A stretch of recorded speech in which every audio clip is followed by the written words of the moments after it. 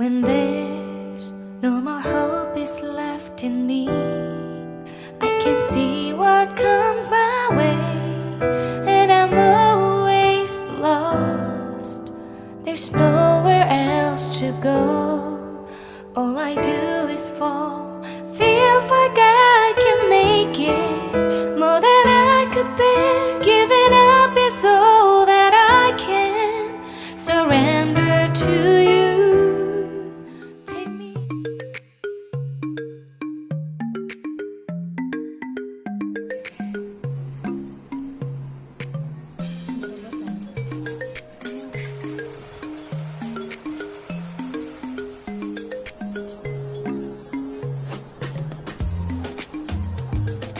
नारळ मावा वडी बनवण्यासाठी लागणारे साहित्य पाहूयात.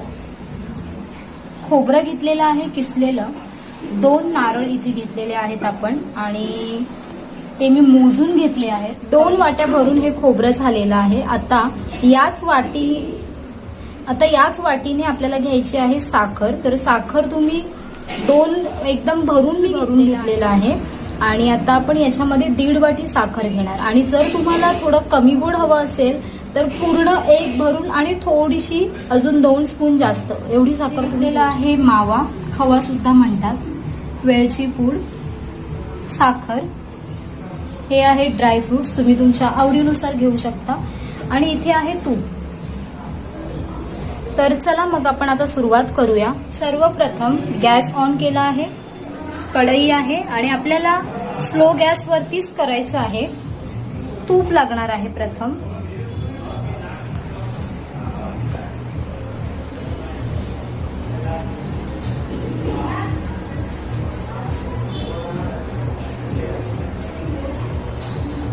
थोडंसं तूप आपल्याला घालायचं आहे आणि यामध्ये आपण जो मावा आहे तो छान परतून घेणार आहोत.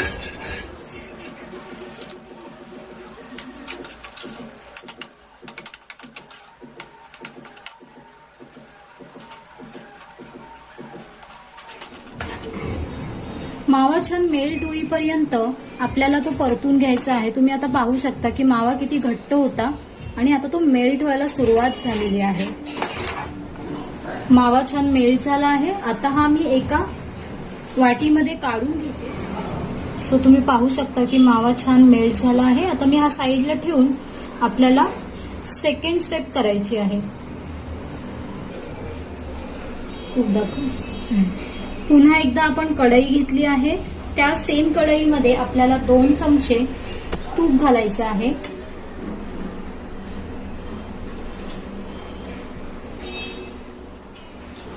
आणि आता या तुपामध्ये आपण हे खोबरं ऍड करणार आहोत.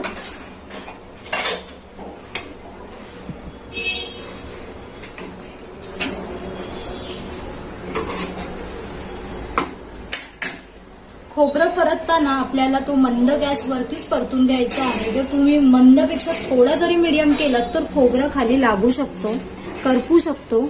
तर आपल्याला खोबऱ्याचा कलर चेंज न होता त्याला व्यवस्थित परतून आपल्याला घ्यायचं आहे. 5 मिनिटासाठी आपल्याला हे खोबरं छान परतून घ्यायचं आहे आणि त्यानंतर या खोबऱ्यामध्ये आपण ऍड करणार आहोत साखर.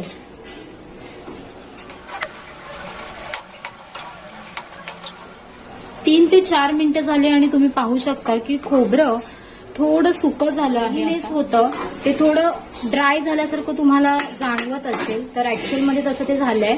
आणि आता आपण यामध्ये साखर ऍड करणार आहोत. तर ही साखर आपण याच्यामध्ये ऍड करतोय आणि साखर एकदाच ऍड न करता ती मी थोडी थोडी ऍड करणार आहे. पुन्हा एकदा छान आपण हे परतून घेऊया. मस्त मेल्ट होईल साखर आणि नारळाचं किस किंवा खोबरं, हे जे आहे किसलेलं खोबरं, हे एकजीव होईल. आणि तुम्ही लक्षात ठेवा, ही खूप महत्वाची टीप आहे की नारळाची वडी बनवताना तुम्हाला ती मंद गॅसवरतीच बनवायची आहे. तुम्ही म्हणाल की घाईमध्ये होऊन जाईल, पटकन फास्ट करते, तर नाही, ती तुमची बिघडेल. नारळाची वडी प्रॉपर बनणार नाही. कारण नारळाची वडी ही कसायला पाहिजे, कलर चेंज होता कामा नये. सो म्हणून मोस्टली ती तुम्ही थोडंसं म्हणजे टाइम घेऊ नाही आहे. ॲक्च्युली ही रेसिपी अशी आहे की खूप लवकर लगेचच बनते आणि अप्रतिम बनते. सो नक्की तुम्ही व्हिडिओ शेवटपर्यंत पहा, कारण मी महत्त्वाच्या टिप्स तुम्हाला देत राहणार आहे. आणि व्हिडिओ आवडल्यास जरूर लाईक, शेअर आणि सबस्क्राईब करायला विसरू नका. आपण अर्धी साखर ऍड केली होती, आता ही साखर सुद्धा आपण ऍड करूयात आणि पुन्हा एकदा हे छान परतून घेते. मी मिक्स करून घेते. एक फुल वाटी भरून आपण साखर घातली होती. आता पुन्हा मी ही अर्ध्यापेक्षा कमी साखर घेतलेली आहे. म्हणजे तुम्ही 1 वाटीचे 4 हिस्से करू शकता. त्यातला 1 हिस्सा आपण पुन्हा एकदा ऍड करणार आहोत. थोडं जास्त गोड बनवते आहे मी. आणि जसं मी तुम्हाला म्हणाले, तुम्हाला जर कमी गोड हवं असेल तर तुम्ही फक्त 1 वाटी साखर यामध्ये घालू शकता. तुम्ही पाहू शकता की साखर खोबऱ्यामध्ये पूर्णपणे मेल्ट झालेली आहे. एकही दाणा तुम्हाला दिसणार नाही. अगदी एकजीव झाले आणि साखर हे एकजीव झालेले आहेत. आणि हे पहा. सो अजून थोडा वेळ म्हणजे अजून 2 मिनिटं मी हे परतून घेते आणि त्यानंतर आपण बाकी इन्ग्रेडियंट्स याच्यामध्ये ऍड करणार आहोत. साखर आणि खोबरं छान एकजीव झालेलं आहे. मी हे 7 ते 8 मिनिटासाठी परतून घेतलेलं आहे व्यवस्थित मंद गॅसवरती.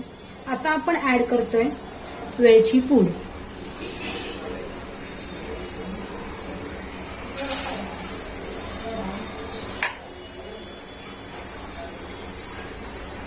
वेलची पूड छान मिक्स करून घेते मी. जर तुम्हाला जायफळचा फ्लेवर आवडत असेल तर तुम्ही थोडीशी जायफळ पूड घातली तरी चालणार आहे.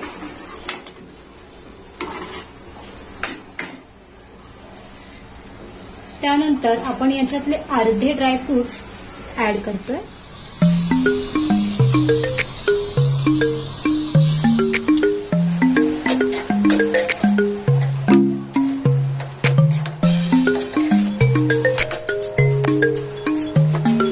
अगदी नावाला थोडंसं मीठ. म्हणजे माझा असा नियम आहे की कोणतंही स्वीट बनवताना चिमूटभर तरी मीठ घालायचं, त्याने एक चव वेगळी येते. सो तुम्ही जर आतापर्यंत असं केलं नसेल तर नक्की एकदा ट्राय करून पहा आणि मला सांगा कमेंट करून तुमचा अनुभव कसा होता.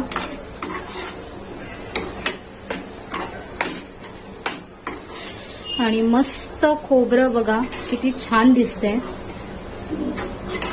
छान मेल्ट झालेली आहे साखर सुद्धा. आता आपण यामध्ये ऍड करतोय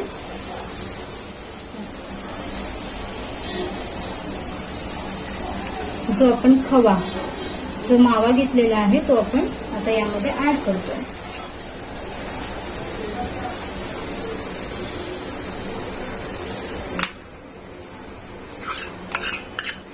दोन छोटे नारळ, 1.5 वाटी साखर आणि पाव किलो खवा याच्यामध्ये आपण घेतलेला आहे. आणि खवा छान मिक्स करून घ्यायचं आहे आपल्याला. याच्यामध्ये जे पण आपण याच्यामध्ये इन्ग्रेडियंट्स ऍड करत आहोत ते छान असे एकजीव झाले पाहिजे.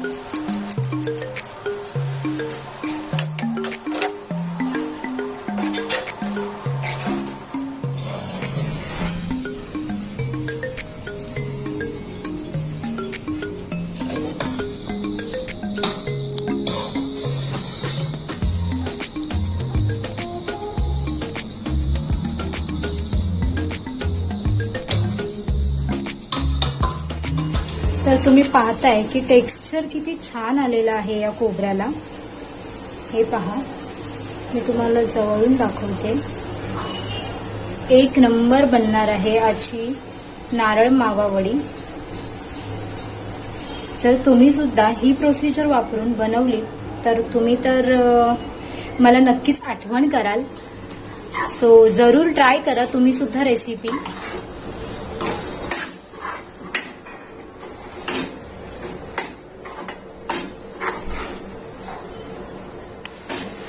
आणखी थोडे ड्रायफ्रुट्स मी यामध्ये ऍड केले. आणि थोडे आपण ठेवले आहेत कारण आपल्याला छान वरून ते गार्निश करायचं आहे, गार्निशिंग, तर त्यासाठी आपण ते ठेवले आहेत.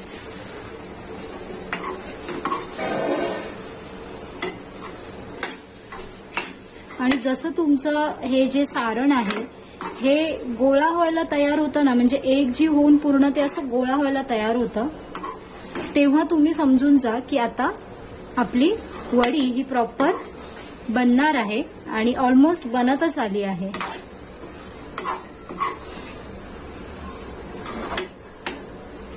अगदी सोपी रेसिपी आहे आणि खूप कमी इन्ग्रेडियंट्स मध्ये आणि कमी वेळात बनते. तर तुम्ही हे पाहू शकता, सारण अगदी एक जीव म्हणजे घट्ट झालं आहे. आधी जेवढं पातळ होतं तर ते हळूहळू आहे ना, जसं जसं आपण परतत जातो ते घट्ट घट्ट होत जातं आणि आता ऑलमोस्ट ते बघा एकदमच घट्ट झालंय. तर आता आपण हे आपलं हे सारण प्रॉपर तयार झालेलं आहे. गॅस बंद करून हा आपण इथे एक ताट घेतलेलं, ताटाला आपण तूप लावून घेतलेलं आहे. सो यामध्ये आपण आता हे सारण काढून ते आपण सेट करायला ठेवणार आहोत.